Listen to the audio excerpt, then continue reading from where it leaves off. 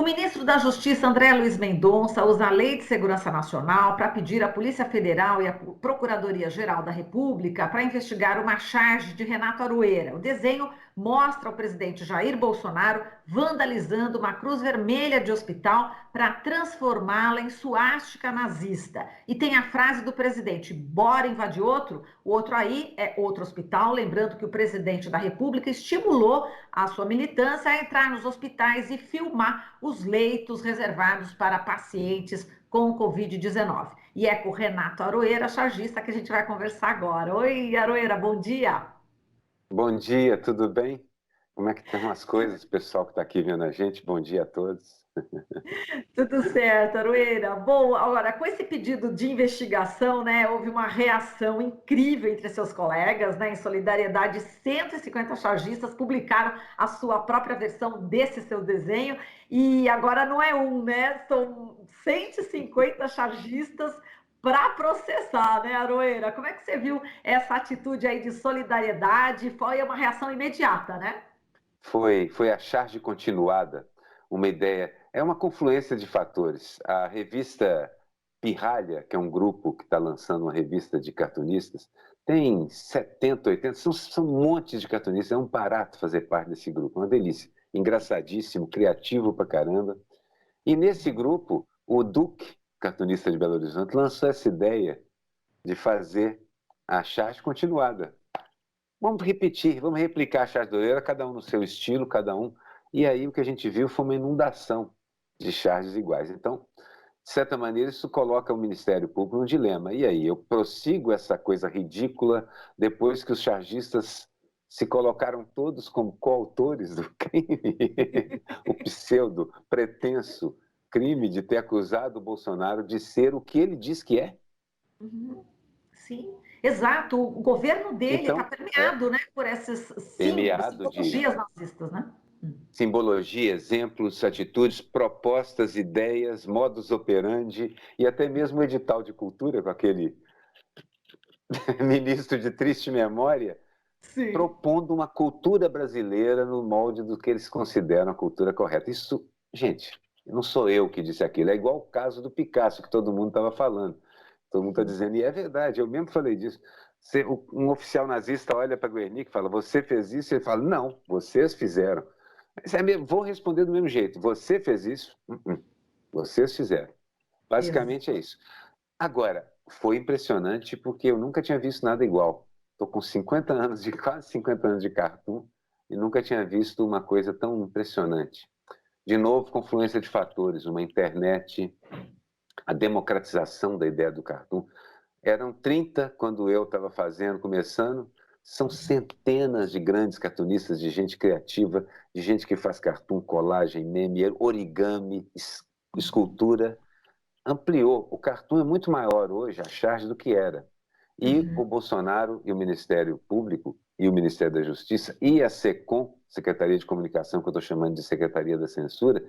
tomaram um susto, na verdade. Um amigo chegou a me ligar ontem de manhã, brincando, falou assim, ó, Aroeira aí, ó, prenderam o Queiroz só para desviar a atenção da sua charge. Eu até contei para o Miro ontem isso, que tinha Foi. acabado de acontecer na hora que eu conversei com ele. Gente, Uhum, é claro, big piada, mas é evidente que foi um equívoco, mas também essa reação impressionante uhum. mostra que quando a gente começar a usar as redes, já estamos fazendo isso, ao nosso favor, a gente tem uma força invencível, gente. Eles têm as mentiras e as fake news, mas a gente tem o outro lado disso, que é a verdade e a correção ética, de certa maneira, porque pelo menos a gente quer que as pessoas parem de ser exploradas por absurdos, sem significado. É o que todo humanista quer. Esse tipo de reação, olha, me deixou animado. Eu sinto de certa forma, a gente está virando o jogo. A gente foi pego de surpresa nos últimos 5, 6 anos, até mais um pouco, por uma onda mundial, não só no Brasil, de conservadorismo, de reação, do fascismo perdendo a vergonha, tirando suas máscaras, saindo para a rua para buscar um lugar ao sol, apesar de vampiros, né? Pois esse pessoal chegou a parecer que ia dominar o mundo durante um tempo. Não vai. A reação é em todo o planeta, em qualquer lugar. E é em relação a muitos assuntos, as identidades, os gêneros, a liberdade de expressão, os migrantes, a exploração. A Europa toda reconhecendo que esse Estado neoliberal é incapaz de lidar com uma situação feito essa da pandemia. Exato. Agora, Aroeira, já que você tocou no assunto, né, do Queiroz, né, que realmente prenderam o Queiroz para desviar o assunto, né, dessa questão toda sua da charge polêmica. Não é megalomania, brincadeira, hein, gente? Não tenho a menor dúvida. Conta um pouquinho, você me mandou, inclusive, a charge, está aqui, né, está escrito aqui, busca e entre parênteses, muita, aí depois apreensão, busca e muita apreensão, e está aqui o rosto, né, do Queiroz, não é isso?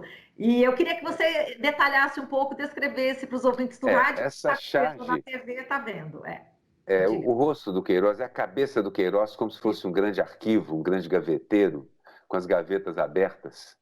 E começa com um trocadilho, me perdoem pelo trocadilho, mas assim, busca e muita apreensão. É a apreensão de pegar as coisas que encontrarem lá, mas também de muita apreensão e angústia no QG bolsonarista. E uma bomba relógio está numa das gavetas e o Flávio Bolsonaro está saindo de outra das gavetas. Bem, a prisão do Queiroz é provavelmente o ato individual mais assustador para esse governo. É aquilo que desde o começo a gente perguntava: cadê o Queiroz? Cadê o Queiroz? Perguntaram, inclusive, para esse rapaz, o advogado que não sabia, que respondeu 2 vezes, o dono da casa, né? Não Sim, sabia onde estava o Queiroz. estava na Bom, casa dele. talvez ele quisesse dizer o seguinte: não sei onde está o Queiroz. Ele pode estar na copa, na cozinha, na lavanderia, no quarto, sei lá onde está o Queiroz nesse momento. Perfeito. Já é uma piada pronta, quer dizer, eles mesmos fazem a piada, né, Arueira? A gente, assim, eu falei brincando aquele negócio de desacursoar a oposição, mas assim que a gente sofreu o golpe, a partir daí a gente custou a conseguir reagir. Tivemos ainda lutas muito gloriosas, mas a capacidade de reação, de penetrar aquele discurso de ódio, de horror, estava impossível. Estava impossível. Então, mas no começo do governo, todo mundo começou a perceber que o pior inimigo deste governo era este governo. Porque era uma quantidade de asneiras, que aí muitos amigos falavam assim, isso é para desviar a atenção. Eu falei, desviar a atenção do quê?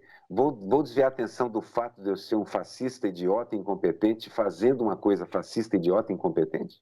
É assim que se desvia a atenção? Só consegue tornar o conjunto da obra um negócio espetacular. Eles não deixaram um assunto sem fazer uma grande bobagem em cima dele. Então, mas depois disso, isso também animou a oposição, de certa forma, e a gente conseguiu se organizar em vários níveis, parlamentar, um monte de assinaturas e coisas assim, que eu acho bacana, mas como diz um amigo, um protesto bem articulado, uma assinatura de uma moção de repúdio bem articulado, costuma ter gasolina dentro e um pavio, como aconteceu nas manifestações nos Estados Unidos. De certa forma, a gente recuperou o pé, ajudado pelo escorregão do adversário. Isso é uma luta de judô, é uma queda de braço. Um pequeno movimento já nos ajudaria. E eles fazem grandes movimentos de estupidez, de idiotice, de autoritarismo e de fascismo todo santo dia. Então, as coisas estão indo bem, vão melhorar muito. Estão horríveis no sentido de que o número de mortes não para de aumentar, o horror que esse governo causa só por existir, quer dizer, não falar nada. Eles nem estão governando direito, são tutelados pelos militares em tudo que é secretaria, e ao mesmo tempo as instituições estão cuidando de si mesmas. Então, esse governo que não governa consegue causar um mal terrível só por estar lá, falando bobagens, incentivando gente a fazer asneira. Isso vai Exato. acabar, só falta tirar isso e a gente começa pelo menos a uma luta política. Que seja tirar o Mourão, que seja o que for depois. Mas no momento a luta nem é política. A luta é só para a gente sobreviver. Exato. E Aroeira, voltando à questão, né, do processo, né? Você, como é que está encarando, né, ser processado, né, pelo Estado dessa forma, a Lei de Segurança Nacional? Você está bem juridicamente apoiado? Como é que está essa questão? Tô bem apoiado, assim. Eu peço até desculpa pelo meu. Quem me conhece sabe que eu não sou dessas diatribes de ficar tão irritado. Eu não fico irritado, mas isso me irritou. Tá vendo? Estou respondendo. Isso me irritou. porque ser processado eu já fui, mas virar inimigo do Estado, isso é ridículo. Eu sou um cartunista, gente. Que ameaça eu represento o Estado? Vamos ser realistas. Que ameaça eu represento o Estado? Nada, só incomoda um pouco. Mas depois dessa bobagem, incomodei muito. Eu e os meus colegas incomodamos muito. Quero lembrar que não sou eu que incomodo, é o chargista. Laerte, Bennett, Humor e, se eu não me engano, quem mais? Tem mais um cartunista aí da Folha que estão sendo processados, também por uma entidade ligada à Polícia Militar de São Paulo. Tem o Latuf, que é habitualmente conduzido a delegacias para prestar depoimento e ele está sendo processado por uma associação ligada à PM do Rio. Tem o fabuloso Alexandre Beck, do Armandinho, minha tirinha de coração, que está sendo processado pela Brigada Militar do Rio Grande do Sul, não pessoalmente, através de uma associação. Então, a gente era processado por gente, depois por associações. A Federação Israelita do Rio de Janeiro tentou me processar também, não conseguiu. E agora, pelo Estado, é um crescendo, mas é um crescendo de estupidez, porque não conseguem o que eles queriam, que era parar o chargista de fazer isso. Nenhum parou. Nem Laerte, nem Bennett, nem Moore, nem... foi o Montanaro. Nem Montanaro, Montanaro, estava aqui. E nem o Latuf. Nem nenhum dos outros 150, 200 mil, ou outras, porque tem centenas de cartunistas, nenhum deles parou, pelo contrário. Agora, a gente lembra também o ataque que aconteceu em Paris, não é isso? Que atingiu aí os cartunistas enfim, do jornal Charlie, bastante, o Charlie Hebdo, Charlie Hebdo. Charlie Hebdo, isso. E aí a gente lembra que exatamente teve uma reação também imediata, e aí é que começou a se falar mais ainda, não é? Dos ataques, né? Houve, como acontece com essas coisas, inclusive no país feito a França, além da reação imediata, os chargistas sobreviventes, poucos dias depois, assim que se começaram a conseguir trabalhar, começaram a produzir cartoons sobre a situação. A mesma coisa com chargistas do mundo inteiro. Então, se o objetivo dos terroristas era fazer os caras se intimidarem, furou, tiro na água. Houve também uma discussão muito interessante na França sobre os limites do cartoon, que eu acho importantíssimo existir. Porque também, na reação disso, quem cresce é aquela turma que diz que é contra o politicamente correto e vai dar em Danilo Gentili, ou seja, um humorista que faz humor com o ferrado, que faz humor com o oprimido. Que absurdo. O humor não deve ser feito com o oprimido. Na verdade, a charge surge para defender o oprimido, ela surge no iluminismo, ela surge no meio ela surge na Revolução Francesa, ela atinge seu ápice, ela começa a existir ali. Inclusive, charges desculpa, que todo mundo já fez, que é donos do mundo dividindo o planeta numa mesa de restaurante. Tem lá Duque de Wellington e Napoleão dividindo o planeta, dividindo o mundo numa mesa de restaurante, com aquele traço maravilhoso do século XVIII e XIX, né? Final do século XVIII. Então, a verdade é que quando a charge surge, ela já surge, de certa forma, ao lado do oprimido, ao lado do sans-culotte, tanto na Inglaterra quanto na França. Então, criticando o dono do mundo, criticando o opressor, criticando o burguês rico, criticando, estando ao lado da fome, da pobreza, da miséria e da exploração. Então, eu não vejo sentido no humor que critica o oprimido, que sacaneia o oprimido, que bate nele com muita força, porque esse negócio de rir você castiga mais é verdade. Eu acho assim, o humor tem limites, e esse é o caso do Charlie Hebdo. Além de não parar os chargistas, leva os chargistas para um patamar mais sofisticado e eles se tornam mais eficientes e mais criativos por conta disso. Aconteceu a mesma coisa aqui.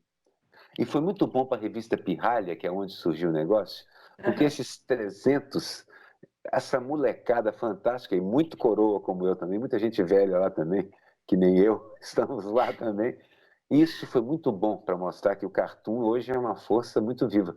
A Laerte ontem falou numa live que eu fiz com ela e o Latuf, assim, será que o Enfio tinha razão? Quando eu achava, eu sempre tinha dúvida, será que a charge é isso tudo?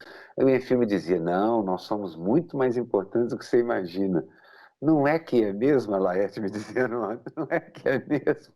Exatamente. E olha, Porque, diga, olha diga. só, Laerte tem a charge mais espetacular que é aquele planeta e aquela ficha de telefone, assim, um dia a grande ficha vai cair. Está caindo. Está caindo, exatamente. E, inclusive, a gente tem aí um abaixo-assinado, não é isso? Em protesto aí contra esse processo, né, que você está sendo vítima, e tem a assinatura do Chico Buarque, né? A gente estava Olha só. vendo, e eu queria ler um pouquinho o que o Chico Buarque disse. Ele disse o seguinte: olha, ao dizer que um desenho de humor leva a perigo à integridade do Estado, o ministro expressa um delírio fanático e alimenta as fantasias totalitárias dos criminosos que promovem ataques crescentes contra a democracia no Brasil. Não aceitamos mais delírios obscurantistas. Não aceitamos intimidações abaixo o autoritarismo. Bom, como é que você recebeu esse apoio aí do Chico? Quando o cara sabe mesmo escrever, lidar com as palavras, é espetacular, né? É É espetacular. isso. Esse apoio, eu não sei o que dizer, eu me sinto. Estou assim, até com saudade da minha vidinha normal, que graças a Deus daqui a pouquinho tá voltando, mas assim, estou guardando isso tudo como um momento de muita apreensão, como eu fiz na charge, mas também de muito carinho, um momento de muita angústia pelo país todo, mas também de esperança pela forma como as reações se organizam. E um momento de perceber que todo mundo que eu admiro, todas as ferramentas que eu prezo, a arte, a palavra, o jornalismo, tudo isso está do meu lado. O melhor, eu estou no meio dessa onda gigantesca que está do lado da humanidade. Isso. Que lindo. Agora, falando em Chico Buarque, a gente lembra, né, da música, lembra que você também é o saxofonista, que tem seu trio. E aí, conta pra gente, agora tá paradinho, tá em casa, não tá saindo nessa quarentena? Tá em casa, mas está funcionando. Eu toco com o meu trio de choro, a gente tem feito algumas gravações daquele tipo, cada um na sua casa. E Sim. toco também com o Igor Essa, que é filho do Luiz Essa, do grande Luiz Essa, e a gente tem feito. Fizemos um programa bacana, já com 12 músicas. Claro, Chico Buarque é um predileto, mas dificílimo. Quem sai tocando Chico no improviso tem que ficar esperto, porque tem sempre uma esquina harmônica ali que ele dobra e te deixa, você capota, muitas vezes, se não souber o que está fazendo. Então, assim, a música continuou nessa outra forma, uma forma criativa de enfrentar na pandemia. E aí a gente tem produzido.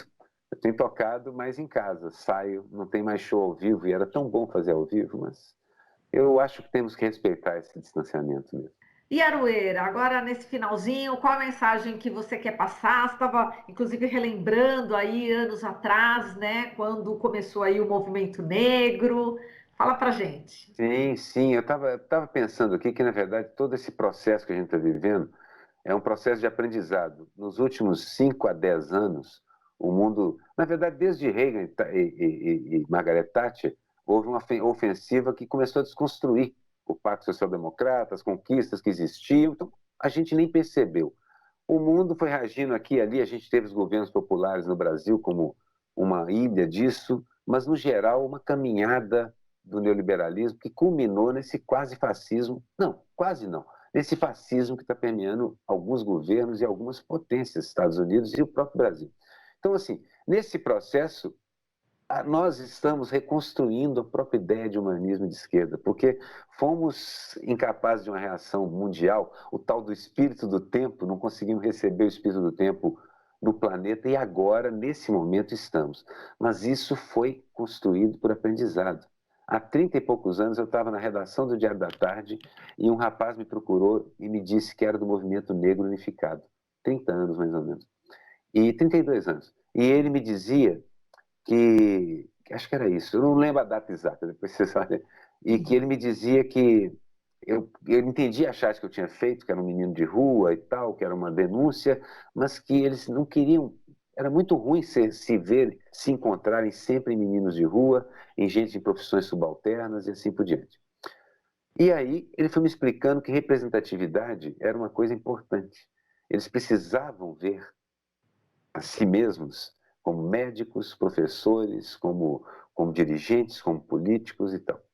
Anos depois, desenhando um livro da minha mãe, que era educadora, e eu fiz um desenho de uma praça cheia de profissões e ela me devolveu o desenho dizendo: Renato, você está botando todas, estou vendo aqui, o gari é negro, o não sei o que tem, é negro, e na verdade você, vamos ter que inverter, eu preciso que o doutor seja negro, porque nos governos populares a orientação do MEC era essa. a orientação do Ministério da Educação e Cultura era a inclusão. Então, assim, aos poucos, a sociedade, as pessoas vão aprendendo que o racismo é estrutural. A mesma coisa com o sexismo. Eu sou filho de uma feminista, irmão de feministas, fui casado com feministas, sou casado com uma feminista de verdade, gente mulheres que sabem o que estão fazendo no mundo e estão tomando o protagonismo delas, claro. Então, essas coisas todas, eu me emociono porque, assim, é um aprendizado. Às vezes eu faço um negócio e não percebi.